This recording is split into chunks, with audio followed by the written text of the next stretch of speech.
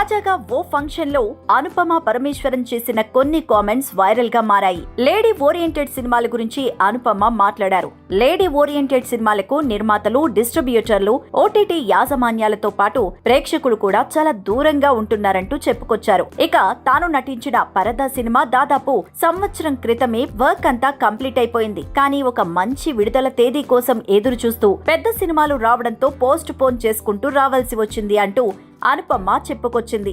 ఎట్టకేలకు August 22 Chiranjeevi birthday సందర్భంగా ఈ సినిమాను రిలీజ్ చేయడానికి సిద్ధమయ్యారు టీం.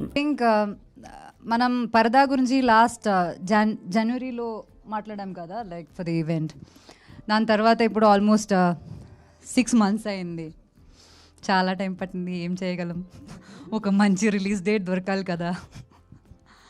అది ప్రతిసారి మేమేదో ఓకే ఇది మంచి డేట్ అవుతుంది, ఇప్పుడు రిలీజ్ చేస్తే బాగుంటుంది అని అనుకుని మేము ప్రమోషన్కి అంతా రెడీ అయినప్పటికీ వేరే సినిమాలు వస్తాయి.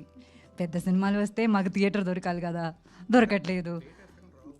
అదే డేట్ అసలు రావు అని మేము నెక్స్ట్ వీక్ ఓకే సరే నెక్స్ట్ వీక్ మనం రిలీజ్ చేద్దాం అనుకుంటే ఈ సినిమాలు పుష్ అవుతాయి, మళ్ళీ అది డిలే అవుతుంది అని చెప్పి ఇది ఒక లూప్లో జరుగుతుంది చాలా రోజుల నుంచి.